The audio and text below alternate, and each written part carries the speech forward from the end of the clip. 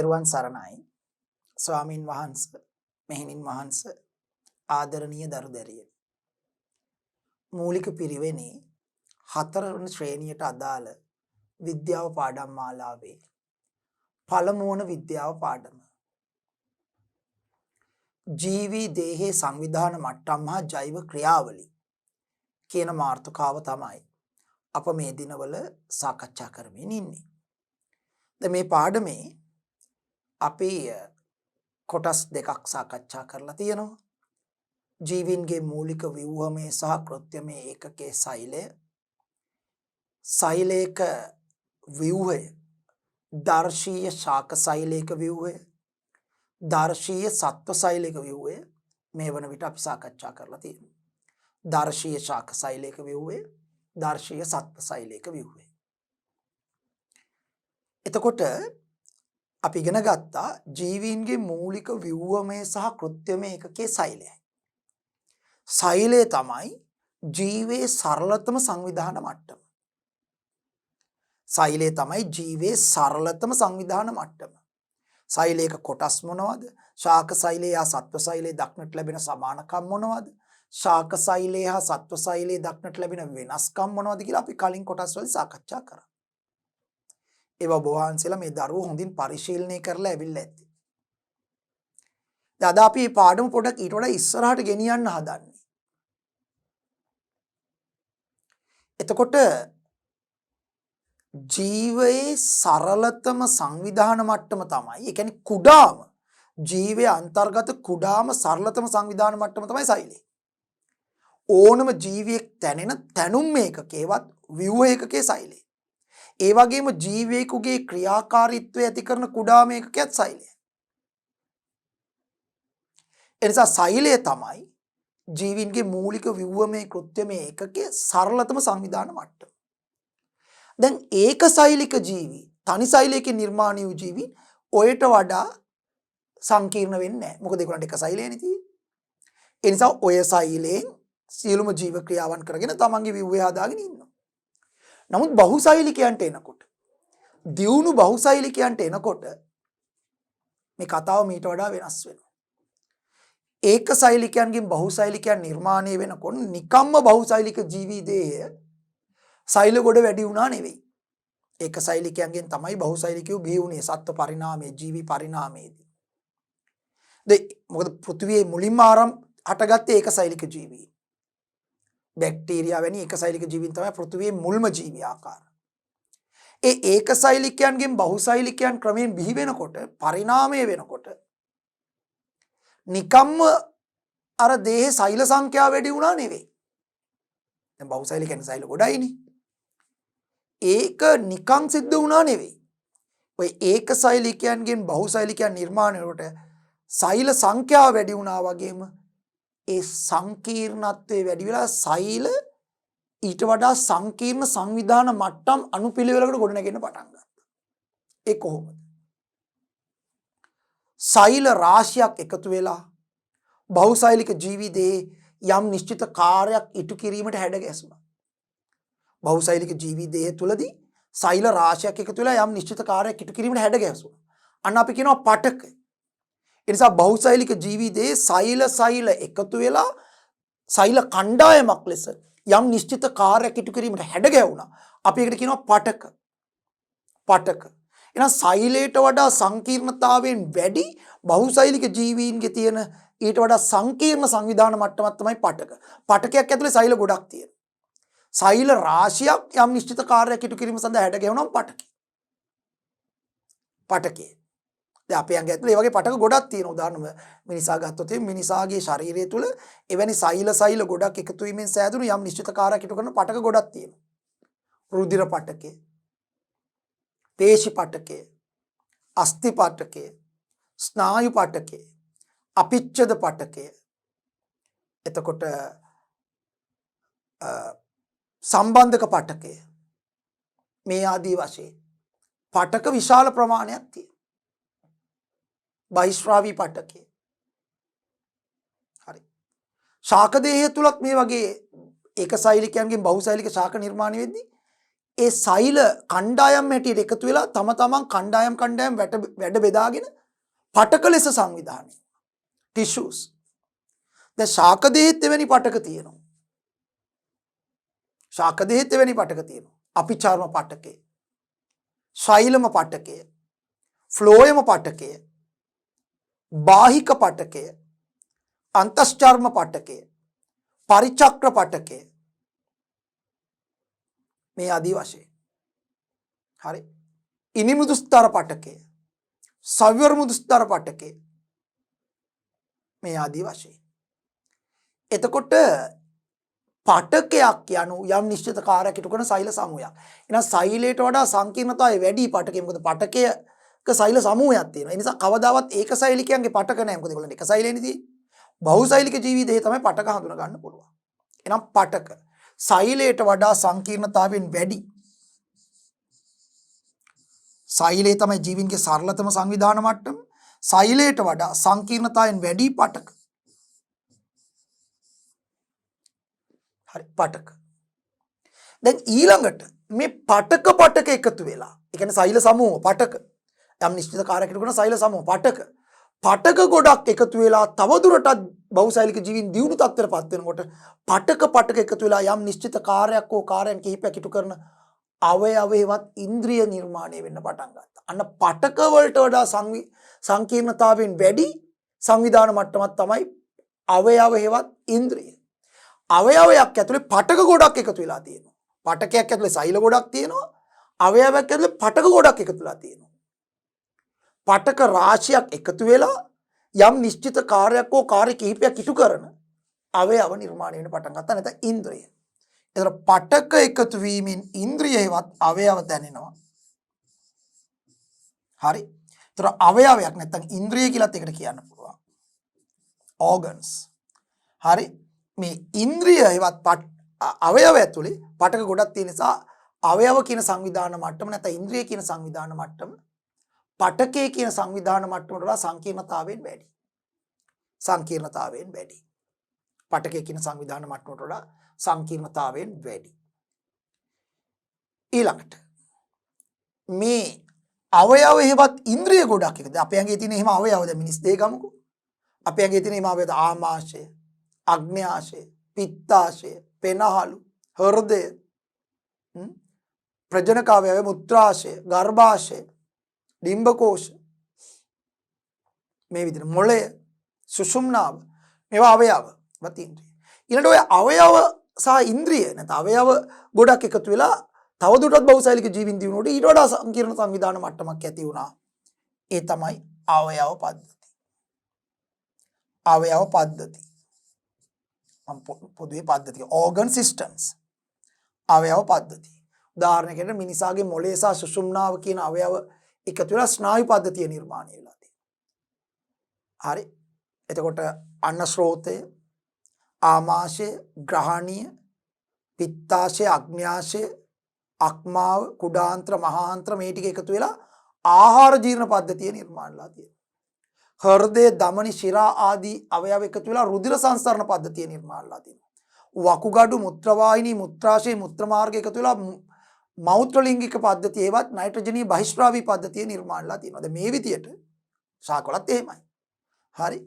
ඒ අවයව හේවත් ඉන්ද්‍රිය ගොඩක් එකතු වෙලා පද්ධති නිර්මාණය වෙලා තියෙනවා. අවසානයේ පද්ධති ගොඩක් එකතු වෙලා බහුසෛලීය ජීවියා නිර්මාණය වෙනවා. දැන් අපේ ආහාර ජීර්ණ පද්ධතිය, ශ්වසන පද්ධතිය, අස්ථි පද්ධතිය, පේශි පද්ධතිය, රුධිර සංසරණ පද්ධතිය, ස්නායු පද්ධතිය, බහිස්ත්‍රාවී පද්ධතිය, මේ ඔක්කොම ප්‍රජනක පද්ධතිය, මේ ඔක්කොම පද්ධති එකතු කරාම බහුසෛලික මිනිස නිර්මාණය වෙනවා.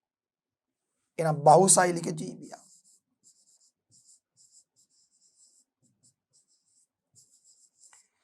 ඒක වඩාත්ම සංකීර්ණතාවයෙන් වැඩිම සංවිධාන මට්ටම.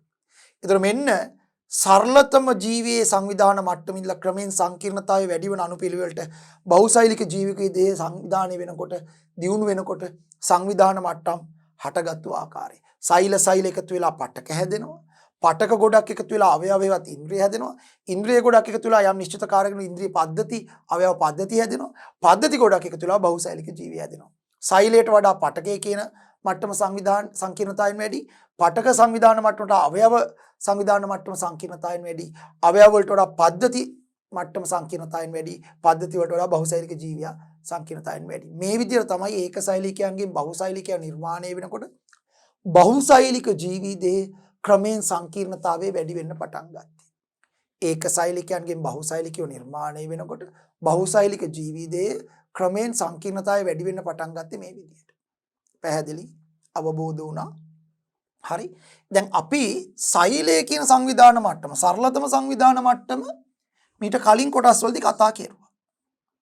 එහෙනම් අද අපි කතා කරන්න හදන්නේ මෙන්න මේ පටකය කියන සංවිධාන මට්ටම. පටක කියන සංවිධාන මට්ටම. ටිෂු බහු වචනේ පටක ඒක වචනේ පටකය. හරිද? ඒතර මොකද්ද මේ පටකයක් කියලා කියන්නේ?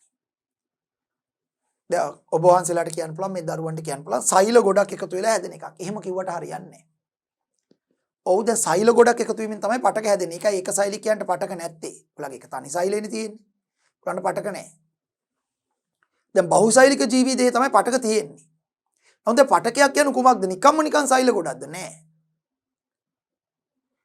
යම් නිශ්චිත කාර්යයක් ඉටු කරන එම කාර්ය ඉටු කිරීම සඳහා හැඩගැසුණු සෛල සමූහයක්.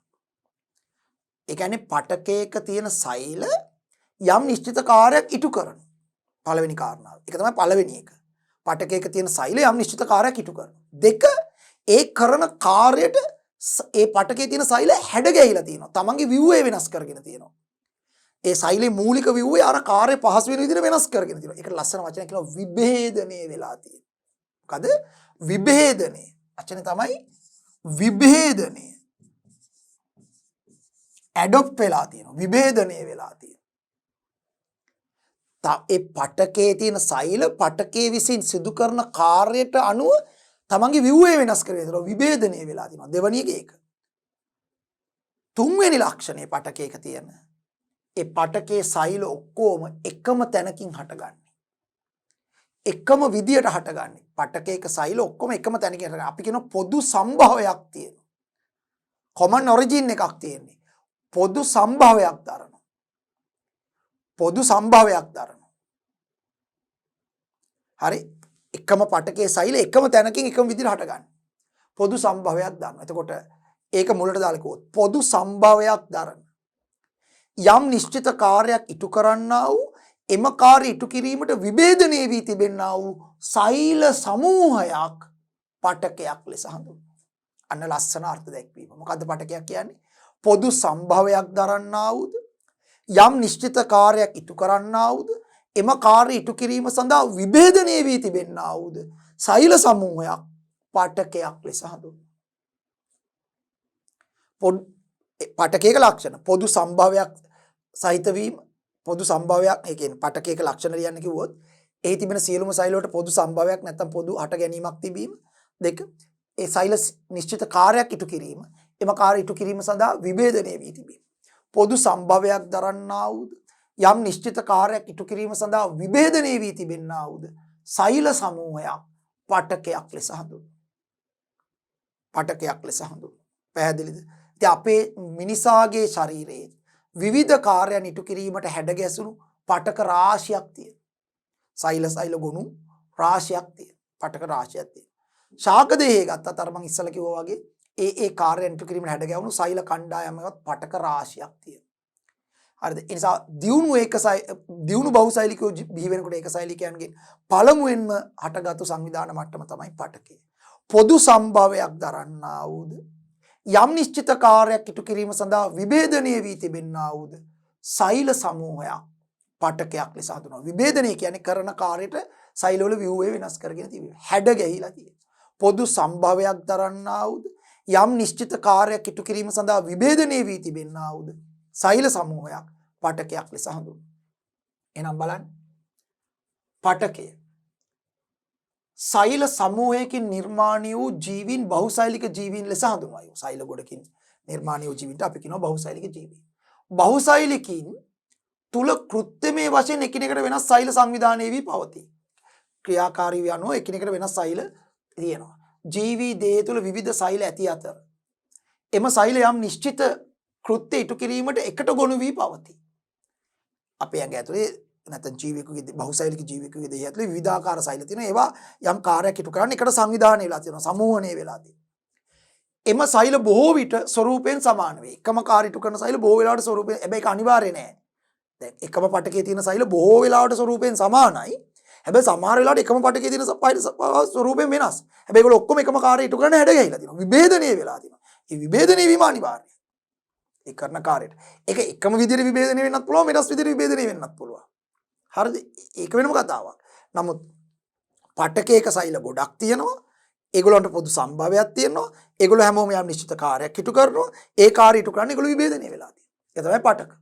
පැහැදිලි? හරි. ස්වරූපයෙන් සමාන වේ. ඊළඟට මෙන්න අර්ථ දැක්වීම ජීවි දේහි නිශ්චිත වූ කෘත්‍ය ඉටු කිරීම සඳහා සැකසුණු පොදු සම්භවයක් සහිත සෛල සමූහය පටකයක් ලෙස හැඳින්වේ. ඔව් ඔබට ලියන්න පුළුවන් විභාගෙදී පටකයක් කියන්නේ කුමක්ද කියලා වොත් මේ අර්ථ දැක්වීම. ජීවි දේහි යම් නිශ්චිත කාර්යයක් ඉටු කිරීම සඳහා සැකසුණු පොදු සම්භවයක් සහිත සෛල සමූහයක් පටකයක් ලෙස හැඳින්වේ.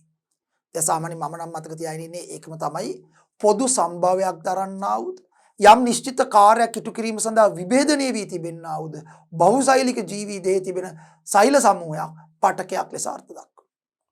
පටකයක් ලෙස අර්ථ දක්වනවා. එතකොට බහුසෛලික සත්ව දේහයත් පටක රාශියකින් නිර්මාණය වෙලා තියෙනවා. බහුසෛලික ශාක දේහයත් පටක රාශියකින් නිර්මාණය වෙලා තියෙනවා. සත්ව දේහය නිර්මාණය වී ඇති පටක වලට කියනවා සත්ව පටක. හරියට සත්ව දේහය නිර්මාණලා තිබ්බ සෛල සත්ව සෛල වගේ. දැන් සෛල ගොඩක් නෙමෙතන. යම් නිශ්චිත කාර්යයක් ඉටු කරලා හැඩ ගැහුම් සෛල ගොඩක්. සත්ව දේහය නිර්මාණය වී ඇති පටක සත්ව පටක. ශාක දේහය තුල අඩංගු වන පටක ශාක පටක. ශාක පටක ශාක සෛල වලින් හැදලා තියෙන්නේ. හැබැයි ඒ ශාක පටකයේ සෛල ඒ කරන කාර්යයට අනුව විභේදනය වෙලා තියෙනවා. සත්ව පටක සත්ව සෛල වලින් හැදිලා තියෙන්නේ. හැබැයි ඒ සත්ව පටකයේ තියෙන සෛල ඒ සත්ව පටකයේ සිදු කරන කාර්යයට අනුව විභේදනය වෙලා තියෙනවා. හැඩ ගැහිලා තියෙනවා. සත්ව දේහය තුල අඩංගු වන පටක සත්ව පටක. ශාක දේහය තුල අඩංගු වන පටක ශාක පටක. එහෙනම් අපි මුලින්ම ශාක පටක වලින් පොඩ්ඩක් පටන් අරගෙන පස්සේ සත්ව පටක වලට යන්න බලාපොරොත්තු වෙනවා. ඒත් අපේ ඇඟේ තියෙන ඔක්කොම සත්ව පටක අපිට ඉගෙන ගන්න බෑ. ඒ කියන්නේ මිනිසාගේ ඇඟේ ගොඩාක් පටක තියෙනවා. වැදගත් පටක කීපයක් අපි කතා කරනවා. ඒ වගේම ශාක දේහයේ තියෙන ඔක්කොම පටක අපිට මෙතනදී කතා කරන්න බෑ. වෙලාවක් නැහැ. ඒ නිසා අපි වැදගත් ශාක පටක කිහිපයක් කතා කරමු. right. ශාක පටක වර්ග සහ ඒවායේ කෘත්‍ය. ශාක දේහ නිර්මාණය වී ඇති පටක ශාක පටක වේ. මේවාට නිදසුන් ලෙස මෘදුස්තර පටක, සෛලම පටකය හා ෆ්ලෝයම් පටකය දැක්විය හැකියි. ඇත්තටම ශාක දේහ නිර්මාණය වෙලා තිනවා පටක ගොඩකින්. මෘදුස්තර පටකයේ, ස්ථූල කෝණාස්තර පටකයේ, දෘಢස්තර පටකයේ, සෛලම පටකයේ, ෆ්ලෝයම පටකයේ, අපිචර්ම පටකයේ, බාහික පටකයේ, අන්තස්චර්ම පටකයේ, පරිචක්‍ර පටකයේ, මජ්ජා පටකයේ මේ ආදී වශයෙන් ඉනි මෘදුස්තර පටකයේ, සයවර මෘදුස්තර පටකයේ ආදී වශයෙන් පටක ගණනාවකින් සමන්විතයි ශාක දේහය. නමුත් අපි මෙතනදී දීර්ඝව කතා කරන්නේ නැත්තම් අපි ටිකක් ඉන් ඩීටේල් කතා කරන්න යන්නේ මෘදුස්තර පටකය, සෛලම පටකය සහ ෆ්ලෝයම පටකය යන පටක වර්ග තුන. මෘදුස්තර පටකයේ, සෛලම පටකයේ සහ ෆ්ලෝයම පටකයේ යන සෛල පටක වර්ග තුන තමයි අපි මෙතනදී දීර්ඝව කතා කරන්න හදන්නේ. මම මුලින්ම ගන්නම් මෘදුස්තර පටකය. මෘදුස්තර පටකය ශාක දේහයේ මෘදු කොටස් නිර්මාණය කරන්නේ මෘදුස්තර පටක මගිනි. ශාකයක බහුලවම දක්නට ලැබෙන්නේ මෙම පටකයයි. මෘදුස්තර පටකය හඳුනා ගැනීම සඳහා 1.3 ක්‍රියාකාරකමේ නිරත වන්න. ඔව්. නම තියෙනවා මෘදුස්තර. මෘදුස්තර. ඇත්තම ශාක දේහයේ මෘදු කොටස් නිර්මාණයට දායක වෙන්නේ මෘදුස්තර පටකය. ඇත්තම ගහක වැඩිම ප්‍රමාණයක් ව්‍යාප්ත වෙලා තියෙන්නේ මෘදුස්තර පටකේ තමයි මේ කියන කතාව ඇත්ත. දැන් සාමාන්‍ය මෘදුස්තර පටකේ තියෙන තැන් කිහිපයක් අපි මතක් කරගත්තා. මෘදුස්තර පටකේ තියෙනවා සාමාන්‍යයෙන් පළවල මාංශල කොටස් වල. ඒ කියන්නේ දැන් ගෙඩි වල අඹ ගෙඩිය නම් අඹ ගෙඩිය අපි කන කොටස ලෙල්ලත් නෙමෙයි ඇටෙත් නෙමෙයි. ඒ අතරතුර අපි කන කොටස මෘදුස්තර පටකේ. රඹුටන් ගෙඩිය නම් රඹුටන් ලෙල්ලත් නෙමෙයි රඹුටන් ඇටෙත් නෙමෙයි. ඒ අතරතුර සුදු පාට කන කොටස මෘදුස්තර පටකේ. පළවල මාංශල කොටස්. බීජවල භ්‍රූණ පෝෂේ, ඇටවල භ්‍රූණ පෝෂේ මෘදුස්තර පටකේ තියෙනවා. ඊළඟට තව බ්‍රුණ පෝෂිතී මෙන්න මුදුස්තර පාටක තියෙන පත්‍රවල උඩු අපිචාර්මයත් මුදුස්තර යටි අපිචාර්මයත් මුදුස්තර ප්‍රත්ත මධ්‍යසෛලත් මුදුස්තර. නාරටි වල නෑ හැබැයි. නාටි වල සාමාන්‍යයෙන් බහුතරයක් තියෙන්නේ වෙනත් පාටක. හරි. මේ විදියට ගහේ මෘදු කොටස් වල කඳන් වල බාහිකේ ලපටි ආකාශයේ කඳන් වල මජ්ජාවේ මුල් වල බාහිකේ මුස්තර පටකේ පිටලා තියෙනවා. ඉතින් මෘදුස්තර පටකය අපිට නිරීක්ෂණය කරන්න ශාක කඳක අභ්‍යන්තරේ නිරීක්ෂණය කෙරුවොත් අපි මෘදුස්තර පටකේ බලන්න පුළුවන්. හැබැයි ශාක කඳක් කියුවට මේ ලොකු කොස්ගස් අඹගස් වගේ ඒවා අරගෙන හරියන්නේ නැහැ. මොකද ඒවයි වැඩි හරියක් තියෙන සෛලම පටකේ. ඒ කොස්ගස් අඹගස් වගේ ඒවා වැඩිපුර තියෙන මොන පටකේද? සෛලම පටකේ. මොකද ඒකල වැඩි හරියක් සෛලම් පටකේ තමයි ව්‍යාප්ත වෙලා තියෙන්නේ. ලපටි අකාෂ්ඨීය කඳක්. ඒ මොනවද ඒ කියලායි. ඒ කියන්නේ කාෂ්ඨය කියන්නේ ලීය, දැවය. ලීය, දැවය, ලීය, කාෂ්ඨය. දැන් හැම ගහකම කාෂ්ඨයක් නැහෙනි. හැම ගහකම කාෂ්ඨයක් නැහැ. අඹ ගස් වල තියෙන කොස් දෙල්, මැහොගනි ඒවා තියෙනවා. ලීයක් එවත් කාෂ්ඨයක් නොමැති ලපටි කඳන්. ඒ කියන්නේ කුප්පමේනියා, ට්‍රයිඩෙක්ස්, මොනර කුඩුම්බිය. මෙන්න මේ වගේ ලපටි අකාෂ්ඨී කූඩලු වල ලීයක් නැහැනේ ගහේ මැද. නේද? ලපටි අකාෂ්ඨීය කඳක් ගත්තොත් ඒකේ වැඩි හරියක් මෘදුස්තර පටක දකින්න පුළුවන්. ඒ නිසා මෘදුස්තර පටකේ නිරීක්ෂණය කරන ආලෝකාන්වීක්ෂයෙන් ඔබට ඒ වගේ ලපටි අකාෂ්ඨීය කන පොඩි පැලයක් ගන්න ඕනේ. ඉතින් මේකට අපිට ගන්න පුළුවන් ওই මොනර කුඩුම්බිය, කූඩලු වගේ, ට්‍රයිඩෙක්ස් වගේ ලපටි අකාෂ්ඨීය කඳක් අරගෙන ගහක් අරගෙන ඒකේ ගල් වල ගන්න ඕනේ. ඉතින් ගල් වල අරගෙන ගහේ කඳ බ්ලේඩ් එකකින් හීනි පෙති වලට කපන්න ඕනේ. හැකි පමණ ඉතා තුනි පෙති වලට ඡේද වලට කපන්න ඕනේ කඳ. ඡේද 3-4 කපාගෙන ඒවා වතුරට දා ගන්නවා. මේ වගේ භාජනයක වතුරට මේකේ වතුර තියෙනවා කියලා හිතන්නකෝ. ඒ වතුරට අර කපාගත්තු ශාක ලපටි කඳේ පෙති මේ තියෙන ඒ පෙති තියෙන පොඩි පෙති හීනියට පුළුවන් තරම් හීනියට කපා ගන්න ඕනේ පෙති. ඝනකම් වුණොත් බලන්න අමාරුයි. හීනි පෙති කපාගෙන ඊළඟට අපි මොකද කරන්නේ? වීදුරු කදාවක් අරගන්නවා. වීදුරු කදාවක් අරගෙන ඒ වීදුරු කදාව උඩ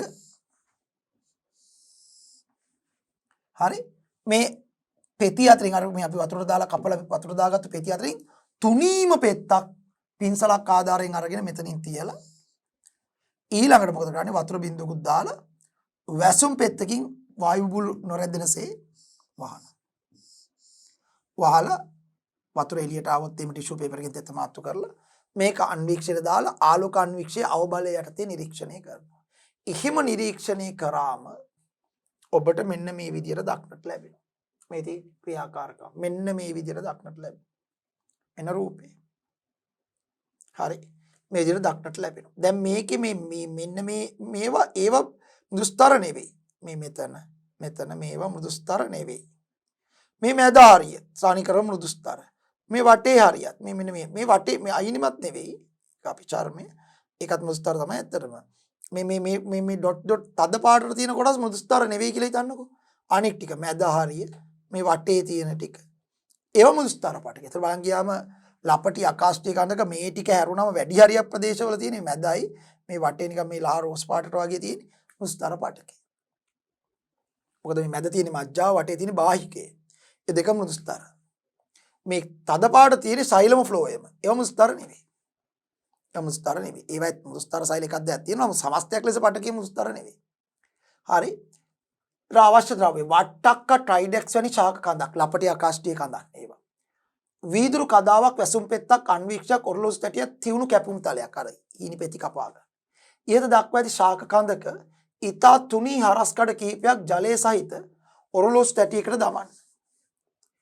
ඉන් ඊතා තුනී හරස්කඩක්ගෙන කදාව මත තබා ජල බිඳුවක් ඒ මතට දමන්න. වායු බුබුළු නොරැඳෙනසේ වැසුම් පෙත්තකින් වසා අන්වීක්ෂයේ ආධාරයෙන් නිරීක්ෂණය කරන දුස්තර පටක හඳුනා ගන්න. එතකොට ඔබට අන්වීක්ෂය බැලුවම අවබලය යටතේ බැලුවම මෙන්න මේ විදිහට පේන්නේ. මේකේ වැඩි හරියක් තියෙන දුස්තර පටකේ. අර තද පාට නොවන අනෙක් සියලු කොටස් වල මෘදුස්තර පටකේ තියෙන්නේ. හරි. ඔන්න ඔය විදිහටයි අපි මෘදුස්තර පටකේ හදන්නේ. දැන් මෘදුස්තර සෛල ටිකක් ඔයිට වඩා අධිබලය යටතේ දාලා මේවත් ටික ලෝකල සෛල බැලුවොත් මෘදුස්තර සෛල වල ලක්ෂණ තියෙනවා. සාමාන්‍ය මෘදුස්තර සෛල මෘදුස්තර පටකේ නිර්මාණලා තියෙන සෛල. මෘදුස්තර පටකේ නිර්මාණය වී ඇති සෛල වලට අපි කියනවා මෘදුස්තර සෛල. මෘදුස්තර පටකේ නිර්මාණය වී ඇති සෛල මෘදුස්තර සෛල. මෘදුස්තර පටකේ තියෙන මෘදුස්තර සෛල ඔක්කොම එක වගේ. ඔක්කොම එකම විදියයි. එකම විදියට තියෙන්නේ කොහොමද? සාමාන්‍ය සෛල දල වශයෙන් ගෝලාකාරයි. අන්තර්සෛලීය අවකාශ සහිතව ලිහිල්ව ඇසලා තියෙනවා. අන්තර්සෛලීය අවකාශ කියන්නේ සෛල අතර හිස් අවකාශ. තදට පැක් වෙලා නැහැ. අන්තර්සෛලීය අවකාශ සහිතව ලිහිල්ව ඇසිරලා තියෙනවා මේ. අන්තර්සෛලීය අවකාශ සහිතව ලිහිල්ව ඇසිරලා තියෙනවා. ගෝලාකාර සෛලයන් දල වශයෙන් අන්තර්සෛලීය අවකාශ සහිතව ලිහිල්ව ඇසිරලා තියෙනවා. මේවා පිටින් තියෙන තුනී සෙලියුලෝස් සෛල බිත්තියක්. සෛල බිත්තිය ඇදලා තියෙන සෙලියුලෝස් වලින්. තුනී සෙලියුලෝස් සෛල බිත්තියක්. ඊට ඇතුලෙන් ප්ලාස්මා පටලය එහෙමත් තියෙනවා. අර සාමාන්‍ය සෛලයක view එක. තුනී සෙලියුලෝස් සෛල බිත්තිය මේ තියෙන්නේ. තුනී සෙලියුලෝස් සෛල බිත්තියක් තියෙනවා. පිටින්ම. ඊට ඇතුළතින් ප්ලාස්මා පටලය තියෙනවා.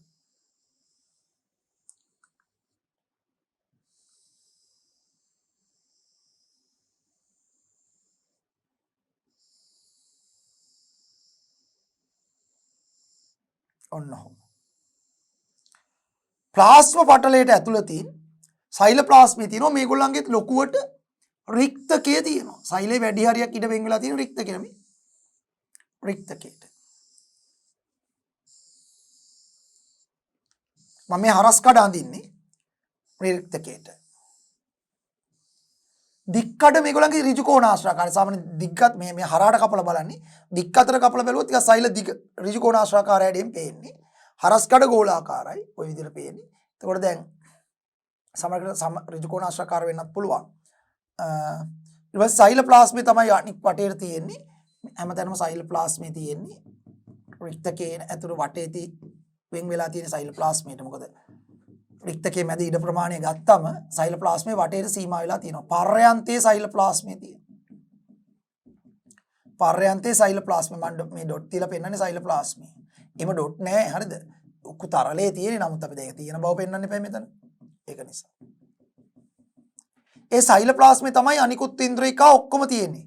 අන්තප්ලාස්මී ජාලිකා, ගොල්ගි දේය, මයිටොකොන්ඩ්‍රියා, හරිත ලව, නෂ්ටි. දැන් සමහර මෘදුස්තර සෛල වල හරිත ලව තියෙනවා, සමහර ඒවා නැහැ. හරිත ලව තියෙනවනේ ඒගොල්ලෝ ප්‍රභා සංශ්ලේෂණය කරනවා. හරිත ලව නැත්නම් ප්‍රභා සංශ්ලේෂණයෙන් ආහාර නිපදවන්නේ නැහැ. හරිත ලව තියෙනවා නම් ප්‍රභා සංශ්ලේෂණය කරනවා. සමහර මෘදුස්තර වල තියෙනවා, සමහර තැන් වල නැහැ. يعني තියෙන තැන අනුව තමයි ඒක. දැන් පත්‍ර වල තියෙන හුඟක් මෘදුස්තර සෛල වල හරිත ලව තියෙනවා. නමුත් දැන් කඳේ මුලේ තියෙන මෘදුස්තර සෛල වල හරිත ලව නැහැ. ඒවා පේන්නේ නැහැ. මොකද ආලෝක අන්වීක්ෂය දර්ශනයක් මම මේ අදින්නේ. ඒක ලොකුවට පේනවා නෂ්ටි. නෂ්ටි විතරක් කොහොම ඩොට් එක පේනවා.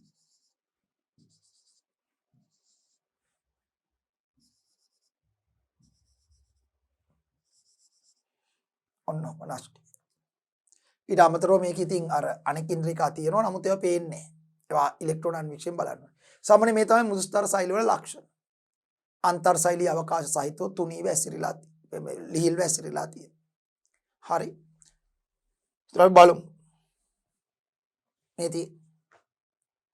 මේති එතකොට මේ රූප සටහන ඉච්චර පැහැදිලි නැහැ. නමුත් ඔබට පේනවා තුනී සෙලියුලෝස් සෛල බිත්ති අන්තර්සෛලීය අවකාශ සහිතව ඇසිරලා තියෙනවා. මේ කළු පාට ඩොට් වගේ තියෙන නෂ්ටි ඔබේ පෙළ පොතෙත් ඇති මේ රූප සටහන. විශාල රික්තකේ තමයි වැඩි ප්‍රමාණයක් ඉඳ වෙන් වෙලා තියෙන. සෛලප්ලාස්මේ පර්යන්තයේ සීමා වෙලා තියෙනවා. සෛල බිත්ති තියෙනවා. හරි.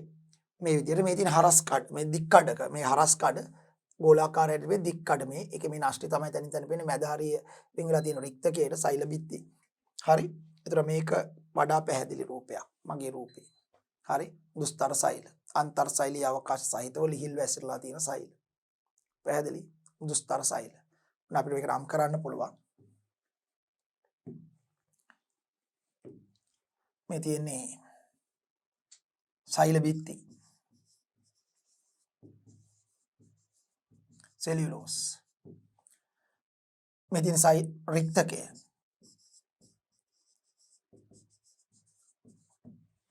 මේ සෛල ප්ලාස්මය.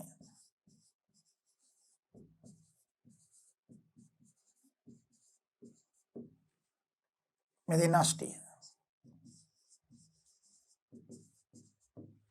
මෙදී අන්තර් සෛලීය අවකාශ.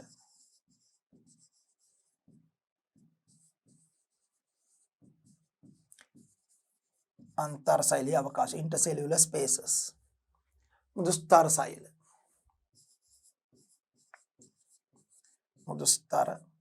शैल हरे नेद राइट හොඳයි මුදුස්තර පටකයේ ලක්ෂණ දැන් අපි කතා කරා මුදුස්තර පටකයේ ලක්ෂණ සජීවී සෛල ඔව් මුදුස්තර පටකයේ තියෙන සජීවී සෛල ඒතරයි අජීවී සෛලක් තියෙනවද ඔව් සමහර පටකවල දරුවෝ අජීවී සෛලක් තියෙනවා.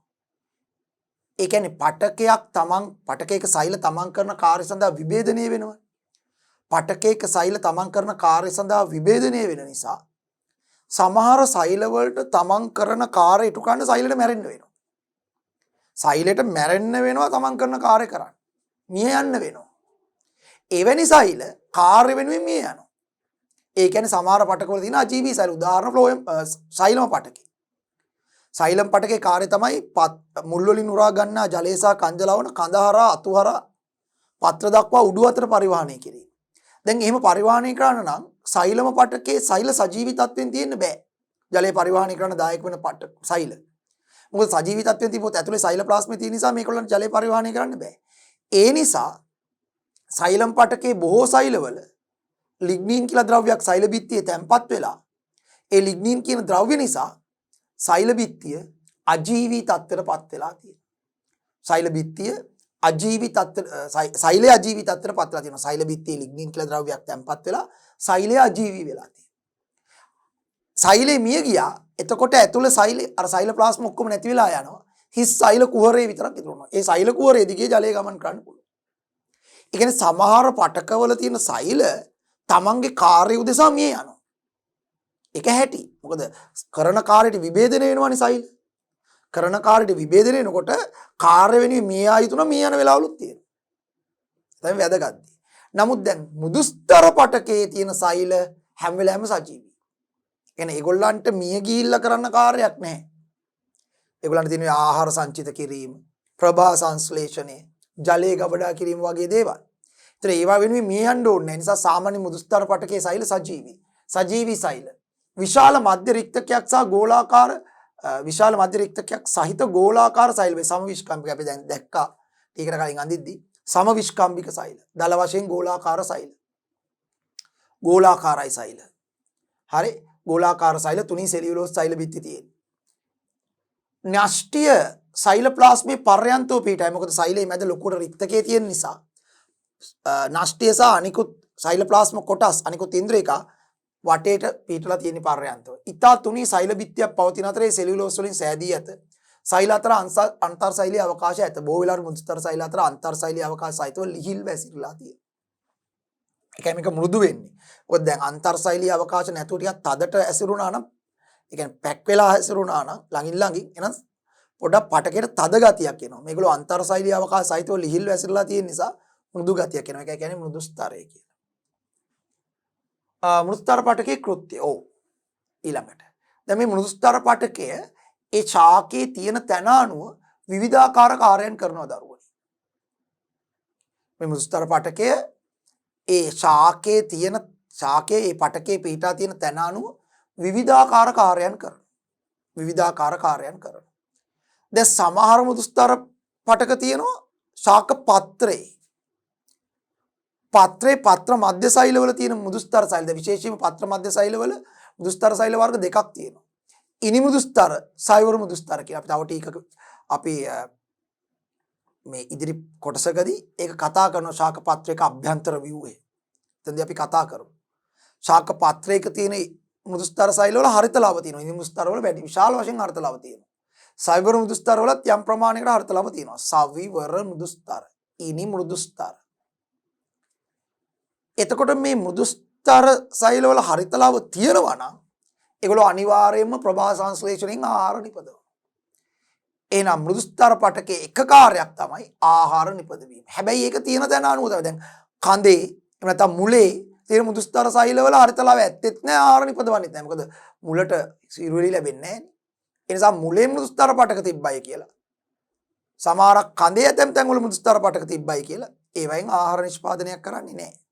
ඒ නිසා මම මේ කියන්නේ පොදුවේ මෘදුස්තර පටක කරන කාර්යයන් යම් මෘදුස්තර පටකයක තියෙන සෛලවල හරිතලාව තියෙනවා නම් අනිවාර්යෙන් මේ මෘදුස්තර පටකය ප්‍රභා සංශ්ලේෂණය කරනවා. ප්‍රභා සංශ්ලේෂණය කරනවා. නම් ප්‍රභා සංශ්ලේෂණයක කාර්යය. හරිතලාව සහිත මෘදුස්තර සෛල තුල ආහාර නිපදවීමේවත් ප්‍රභා සංශ්ලේෂණය සිදු වේ. ඊළඟට ආහාර සංචිත කිරීම. සමහර මෘදුස්තර සෛලවල හරිතලාව නෑ. ඒකට ගොඩක් තියෙනවා පිෂ්ඨලාව. පිෂ්ඨලාව තියෙනවා. මොනවාද පිෂ්ඨලාව කියන්නේ? පිෂ්ඨයේ ලෙස ආහාර සංචිත කිරීමට සෛල තුල පිහිටා තිබෙන ඉන්ද්‍රියකාව වලට අපි කියනවා පිෂ්ඨලාව. පිෂ්ඨයේ ලෙස ආහාර සංචිත කිරීමට සෛල තුල පිහිටා තිබෙන ඉන්ද්‍රියකාව වලට අපි කියනවා පිෂ්ඨලාව. පිෂ්ඨලාව. සමහර මෘදුස්තර වල ගොඩාක් තියෙනවා පිෂ්ඨලාව. එතකොට ඒ වගේ මෘදුස්තර පිෂ්ඨයේ ලෙස ආහාර සංචිත කරන උදාහරණයකට දැන් බතල, මඤ්ඤොක්කා, රාබු, කැරට්, බීට් වගේ ශාකවල මුලේ තියෙන මෘදුස්තර සෛලවල ආහාර ගබඩා වෙලා තියෙනවා. අර්තාපල්, ඉන්නල, ඉඟුරු ඒ වගේ කඳේ තියෙන මෘදුස්තර වල ආහාර ගබඩා වෙලා තියෙනවා. එතකොට පළවල ඵලයේ මාංශල කොටසේ මෘදුස්තර සෛලවල තමයි ආහාර ගබඩා වෙලා තියෙන්නේ. බීජවල භ්‍රූණ පෝෂේ බීජ කියන්නේ ඇට. ඒ භ්‍රූණ පෝෂේ මෘදුස්තර සෛලවල ආහාර ගබඩා වෙලා තියෙනවා. එහෙනම් ආහාර සංචිත කිරීමට ඒ ස්ථානවල තියෙන මෘදුස්තර පටක වැදගත් වෙනවා. ආහාර ගබඩා කියන ආහාර සංචිත කිරීම. ආහාර සංචිත කිරීම. අපාහාරයට ගන්නා කැරට්, බීට්, අර්තාපල්, බතල ආදී අල වර්ගද, ගස් ලැබු කෙසෙල් ආදී පළතුරු වර්ගවලද ආහාර ගබඩා කර ඇත්තේ මෘදුස්තර පටකයේ. ඊළඟ ජලය සංචිත කිරීමට සමහර මෘදුස්තර හැමෝම නෙමෙයි සමහර ශාකවල තියෙන මෘදුස්තර පටක ජලය ගබඩා කරන්න අනුවර්ත වෙලා තියෙන උදාහරණයක් තමයි ශුෂ්ක රූපී ප්‍රදේශවල වැඩෙන ශාක. මොනවද මේ ශුෂ්ක රූපී ප්‍රදේශ කියලා කියන්නේ? වාර්ෂික වර්ෂාපතන ඉතාමත්ම අඩු. පසේ ජල ප්‍රමාණය ඉතාමත්ම හිඟ. වියලි සුළං තදින් හමන. සූර්ය තාපය අධිකව ලැබෙන ප්‍රදේශවලට අපි කියනවා ශුෂ්ක රූපී ප්‍රදේශ. ශ්‍රී ලංකාවේ එවැනි ප්‍රදේශ ගත්තොත් හම්බන්තොට, පුත්තලම, ත්‍රිකුණාමලය, මොනරාගල, අම්පාර වගේ ප්‍රදේශ. මේ ලැබෙන වාර්ෂික වර්ෂාපතන ඉතාමත්ම අඩුයි. පසේ ජලය ඒ නිසා ගොඩක් අඩුයි. තදින් ඉරුවෙලිය හමනවා. වියලි සුළං හමනවා. ඒ නිසා පුතේ මේවට කියනවා ස්වාමීන් වහන්සේ මේවට අපි කියනවා ශුෂ්ක රූපී ප්‍රදේශ. මේ ශුෂ්ක රූපී ප්‍රදේශවල වැඩෙන ශාක වලට ලොකුම ප්‍රශ්නේ තමයි ජලය. එකක් තමයි ඒගොල්ලන්ට පසෙන් ජලය දැන් පසෙන් සාමාන්‍ය ශාකයක් ජලය ගන්න මුල් හරහා පසෙන් ගන්න. ඒගොල්ලන්ට උරා ගන්න පසේ ජලය නෑ. මොකද වහින්නේ බොහොම අඩුවෙන්. ඒ නිසා පසේ තියෙන පාංශු ජල ප්‍රමාණය අඩුයි. පාංශු ජල ප්‍රමාණය අඩු නිසා උරා ගන්න තියෙන ජල ප්‍රමාණය අඩුයි. දෙක තමයි එහෙම අමාරුවෙන් මුල් වලින් ජලය උරා ගත්තත් උරාගෙන ගහට ගත්තු ජලය ටික රැකගන්නේ කොහොමද කියලා. මොකද තදට පායනවනේ. තදින් ඉරුවෙලිය යමනවා. වියලි සුළං හමන නිසා වාෂ්පීකරණය ගොඩක් වැඩි. ඒ නිසා උත්සේදනයෙන් ජලය වාෂ්ප වෙනවා. ගන්න වතුර ටික වතුර වලින් උත්සේදනයෙන් වාෂ්ප වෙලා යනවා.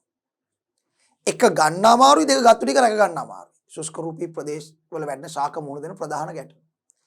ඒ නිසා ඒකට පිළියම් විවිධාකාරයේ පිළියම් තියෙනවා. ඒකට එක පිළියමක් තමයි ශුෂ්ක රූපී ප්‍රදේශවල වැඩෙන ශාක උක්කුතරල ලෙස, උක්කුදියර ලෙස තමන්ගේ ශාකයේ තුල ජලය ගබඩා කරන උක්කුතරල. මොකද දැන් උක්කු බව අඩු වුණොත් වාෂ්පීකරණය වැඩි. උක්කු බව වැඩි වුණාම වාෂ්පීකරණය අඩුයි. දැන් උදාහරණයකට ස්වාමීන් වහන්සේලාට මේ පොඩ ප්‍රැක්ටිකල් එකක් කරලා බලන්න පුළුවන්. වතුර බින්දුවකුයි ඊට චුට්ටක් ඇහින් පැණි බින්දුවකුයි හල්ලා යන්න. වතුර බින්දුවක් හලන්න ඊට චුට්ටක් ඇහින් පැණි බින්දුව හලන්න. පැයකට විතර පස්සේ ඇවිල්ලා බලන්න. වතුර බින්දුව වාෂ්ප වෙලා පැණි බින්දුව එහෙමම තියෙනවා. ඒක වාෂ්ප වෙලා තියෙන අඩුවේ. මොකද උක්කු බව අඩුයි ජලයේ වාෂ්පීකරණය වැඩි. උක්කු බව වැඩි පැණි වල වාෂ්පීකරණය අඩුයි. දැන් ඒක නිසා ශාක අර ශුෂ්ක රූපී ප්‍රදේශ වල ශාක ජලයේ නිකම්ම ජලයේ ලෙස ගබඩා කෙරුවොත් ඒක වාෂ්පීකරණය වැඩි. ඉක්මනට වාෂ්ප වෙලා යනවා. ඒ නිසා ඒක ගබඩා කළ යුත්තේ ටික උක්කු තරල ලෙස. ඒ නිසා කෝමාරිකා හොඳම උදාහරණය. කෝමාරිකා උක්කු තරලයක් ලෙස ජලයේ ගබඩා කරලා තියෙනවා. ඒ උක්කු තරලයක් ලෙස කෝමාරිකාවල ජලයේ ගබඩා වෙලා තියෙන්නේ කෝමාරිකා පත්‍රවල මුදුස්තර සෛලවල. උක්කු තරලයක් ලෙස ජලයේ ගබඩා වෙලා තියෙන්නේ කෝමාරිකා පත්‍රවල මුදුස්තර සෛලවල. අක්කපානවලත් පත්‍රයේ මුදුස්තර සෛලවල ජලයේ ගබඩා වෙලා තියෙනවා. දැන් මේ විදියට ඇතැම් තැන්වල තියෙන මුදුස්තර පටකයේ ජලයේ ගබඩා කිරීමට දායක වෙනවා. එහෙනම් ජලයේ සංචිත කිරීම. පතොක් අක්කපාන කෝමාරිකත් එමය වැනි ශුෂ්ක රූපී ශාකවල ජලයේ සංචිත කිරීම සිදු කරුණේ මුදුස්තර පටකයේ. ඒව තමයි මුදුස්තර පටකයේ කාර්යය. හරි. හරි. හොඳයි. ඊළඟට අපි එන්න හදන්නේ තවත් පටකයකට. හරි. තවත් පටකයකට. ඒ තමයි ශෛලම පටකය. දැන් අපි කිව්වා අපි සාමාන්‍යයෙන් ශාක දෙහි පටක ගොඩාක් තියෙනවා.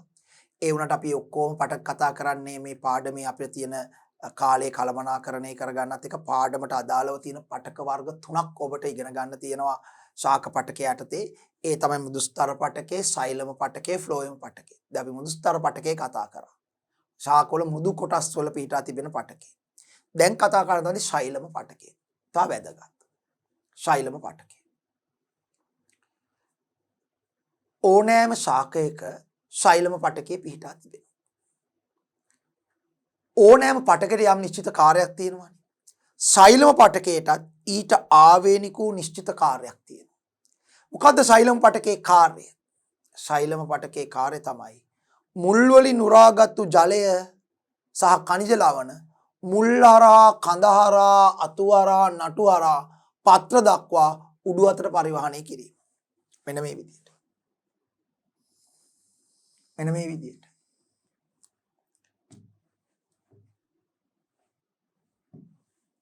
දැන් මෙහෙම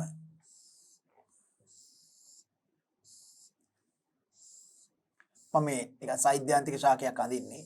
මට ඕන කරන මෙච්චර ලොකු වෙන්න බෑනේ පත්‍රයක් අඳ මෙච්චර නම් ඒ වුණාට මම එහෙම ඇඳ. දැන් ස්වාමින් වහන්සේ දරුවනේ දැන් මේ මුල් වල තියෙනවා ශෛලම පටකේ. ශෛලම නාල කියලා જાතියක් තියෙනවා ශෛලම පටකේ. ඒ මුල් වල තියෙන ශෛලම නාල කඳේ ශෛලම නාල වලට සම්බන්ධයි. කඳෙත් ශෛලම නාල තියෙනවා. කඳේ ශෛලම නාල සම්බන්ධයි අතු වල ශෛලම නාල වලට. අතු වල ශෛලම නාල වලට සම්බන්ධයි. අතු වල ශෛලම නාල සම්බන්ධයි නටුවේ ශෛලම නාල වලට. නටුවේ ශෛලම නාල සම්බන්ධයි නාරටි ශෛලම නාල වලට. එතකොට දැන් මෙහෙමයි වෙන්නේ. මේ නාරටි ශෛලම නාල. දැන් මුල් වලින් උරා ගන්නා ජලය මුලේ ශෛලම නාල වලට පොම්ප කරනවා. මුලේ ශෛලම නාල වලින් කඳේ ශෛලම නාල හරහා, අතු වල ශෛලම නාල හරහා, නටුවේ ශෛලම නාල හරහා, නාටි ශෛලම නාල හරහා පත්‍රයට ගමන් කරනවා. ඒ ජලය මුල් වලින් උරාගත්තු ජලය සහ කඳ ලවණ මුල් වල සිට කඳ හරහා, අතු හරහා, නටු හරහා පත්‍ර දක්වා උඩු අතට පරිවහණය කරන්නේ ශෛලම පටකේ. දැන් ශෛලම පටකේ කාර්යය තමයි ශාක දේහ තුල ජලය සහ කඳ ලවණ පරිවහණය කිරීම. හරියටම කියනවා නම් මුල් වල සිට පත්‍ර දක්වා ශාක දේහ තුල උඩු අතට ජලය සහ කඳ ලවණ පරිවහණය කරන්නේ ශෛලම පටකේ. මේ ක්‍රියාවලියට ලස්සන නමක් කියනවා රසෝද්ගමනය. රසෝද්ගමනය. යනු තනි වචනෙන් කියන්න පුළුවන් ශෛලම පටකේ කාර්යය තමයි රසෝද්ගමනය සිදු කිරීම. රසෝද්ගමනය. රසය උද්ගමනය වීම. උද්ගමනය කියන්නේ ඉහළට ගමන් කිරීම. රසය කියන්නේ ජලය සහ ඉදිව් කඳ ලවණ. ඒ අනුව මුල් වලින් උරාගත්තු ජලය සහ කඳ ලවණ මුල් හරහා, කඳ හරහා, අතු හරහා, නටු හරහා පත්‍ර දක්වා උඩු අතට පරිවහණය කිරීමේවත් රසෝද්ගමනය සිදු කිරීම තමයි ශෛලම පටකේ කාර්යය.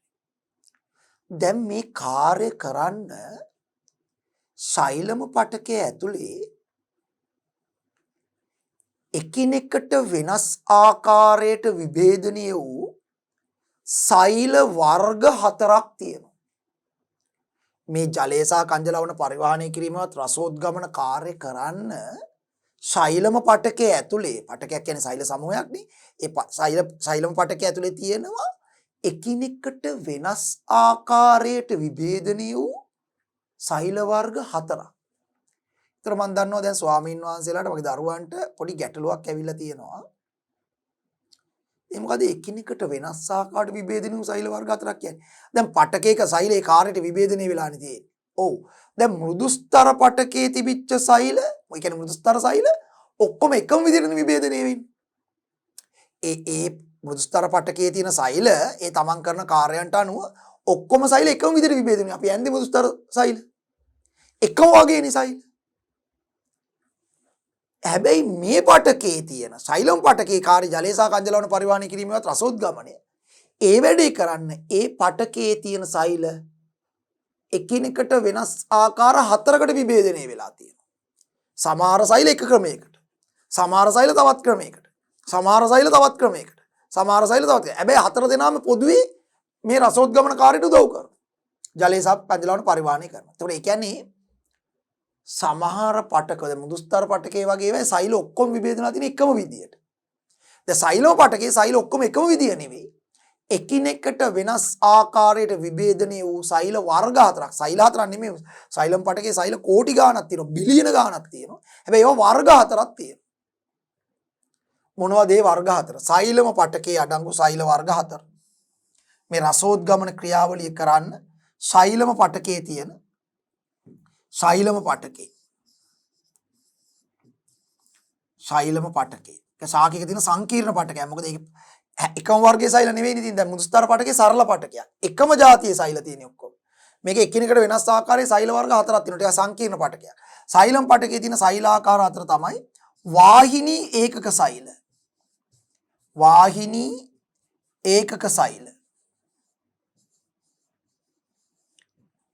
දෙවැනි එක වාහකාභ සෛල. වාහකාභ සෛල. වාහිනී ඒකක සෛල, වාහකාභ සෛල. තුන්වෙනි එක තමයි ශෛලමීය මෘදුස්තර. ශෛලමීය මෘදුස්තර. හතරවෙනි එක තමයි ශෛලමීය තන්තු. ශෛලමීය තන්තු. එහෙනම් සෛලම පටකේ ප්‍රධාන සෛලාකාර හතරක් තියෙනවා. වාහිනී ඒකක සෛල, වාහකාභ සෛල, ශෛලමීය මෘදුස්තර, ශෛලමීය තන්තු. පැහැදිලි? වාහිනී ඒකක සෛල, වාහකාභ සෛල, ශෛලමීය මෘදුස්තර, ශෛලමීය තන්තු. දැන් මේ අතරින් මෙන්න මේ වාහිනී ඒකක සෛලත්, වාහකාභ සෛලත්, ශෛලමීය තන්තු අජීවී සෛල. ඇයි සජීවී උනේ? මම අර ඉස්සලා කිව්වා වගේ. සෛලම් පටකේ කාර්ය ජලය සහ කංජලවන පරිවාහනය කිරීම සෛලයේ මැද සෛල ප්ලාස්මි තියාගෙන ඕක කරන්න බෑ. ඒ නිසා සෛල ප්ලාස්මි නැතිලා හිස් සෛල කුහරය දෙන්න ඕනේ. කුහරය දෙන්න නම් සෛල මැරෙන්න එපේ. ඒ නිසා වාහිනී ඒක සෛල වලත් වාහකාභ වල ශෛලමීය තන්තු අජීවී සෛල. හිස් සෛල කුහර තියෙන්නේ. හැබැයි ශෛලමීය මෘදුස්තර සජීවී සෛල. ඒගොල්ලෝ මෘදුස්තර සජීවී සෛල. ඒගොල්ලෝ ලොකුවට ජලය පරිවාහනයට දායක වෙන්නේ නැහැ. මේක හිටියට මැදි පිරිහුණු සෛල ලෙස ක්‍රියාත්මක වෙමින් තමයි ඉන්නේ. ඒ අනික් සෛල වර්ග තුන නැති ප්‍රදේශවල හිස් අවකාශ පුරවමින් ඉන්නවා මෘදුස්තර සෛල. ඒවා සජීවී.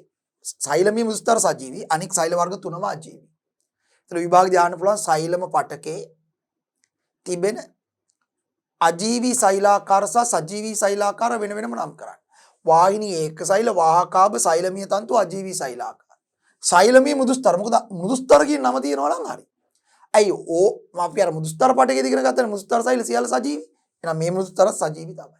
මේක සෛලම් පටකේ තියෙන නිසා තමයි සෛලමීය මෘදුස්තර කියලා කියන්නේ. නැත්නම් සාමාන්‍ය මෘදුස්තර සෛලම තමයි සෛලම් පටකේ තියෙන නිසා සෛලමීය මෘදුස්තර කියලා කියන්නේ. හරි. ඉතින් මේක තමයි සෛලම් පටකේ මේ මම පෙන්නන්නම් මේ සෛලාකාර හතර මේ බලන්න.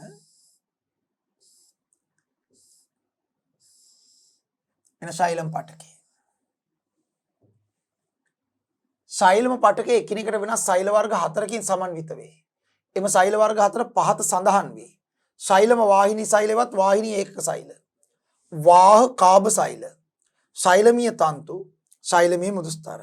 ශෛලම වාහිනී ඒකක තන්තු සහ වාහකාභ අජීවී සෛල වේ. ශෛලම වාහිනී හා වාහකාභ ජල පරිවහනයට දායක වේ. ශෛලමීය මෘදුස්තර තුනී සෛල බිත්තියක් සහිත සජීවී සෛල වේ. ශෛලමීය මෘදුස්තර සජීවී සෛල වේ. එතකොට ඇත්තටම ප්‍රධාන වශයෙන් ජලයේ පරිවහනට දායක වෙන්නේ මෙන්න මේ වාහිනී ඒක සෛල.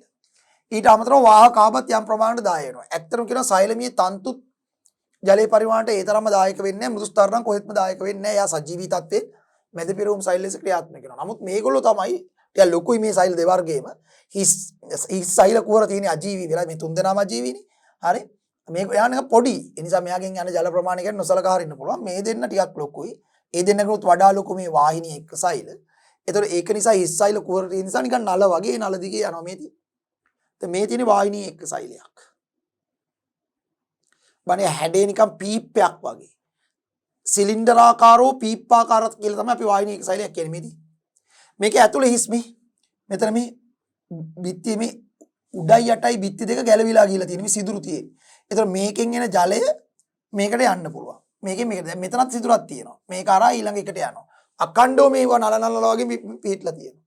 වාහිනී එක සෛල මේව නිකන් අර උඩයි යටයි පියන් කපපු උඩයි යටයි මේ මූඩි නැත්නම් පියන් අයින් කරපු ටින් ටිකක් එක පෙළට තිබ්බා වගේ වාහිනී එක සෛල එකට සම්බන්ධ වෙලා අකණ්ඩ නලයක් හදනවා ජලය අරගෙන යනවා.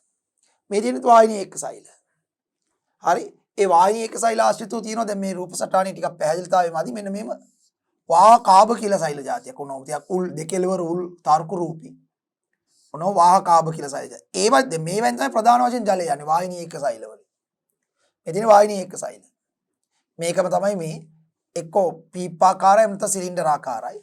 උඩ යට ස්පර්ශක බිත්ති ගැලවිලා කියලා තියෙන ඇතුළේ හිස් සෛල කුවර. ඒතකොට නලේ වගේ යන්න පුළුවන් මේ. වාහකාභ වල උඩ යට මේක හිස් සෛල කුවර මේක ඇතුළේ හිස් සෛල කුවර. නමුත් උඩ යට බිත්ති ගැලවිලා කියලා නැහැ. දෙකල උල්. ඒගොල්ලෝ වෙන ක්‍රමයකින් තමයි ජලය අරයි යන්නේ. වැඩිපුරම ජලය යන්නේ මේ වාහිනී එක සෛල දිගේ වාහකාභ දිගෙත් යනවා. ඊළඟ සෛලමීය තන්තුත් පොඩියට මේ එහෙම්මෙන් තියෙනවා. මෙන්න මේ වගේ තැන්වල පොඩි තන්තු තියෙනවා. මේ අනික හැමතැනම මේ රවුමට පිටලා තියෙන්නේ මෘදු ස්තර. හැමතැනම ගොඩක් තියෙන මෘදු ස්තර. ඒවා මැදි පෙරවුම් සෛල ලෙස ක්‍රියාත්මක වෙමින් පිටලා. හරි සෛලම පටකේ.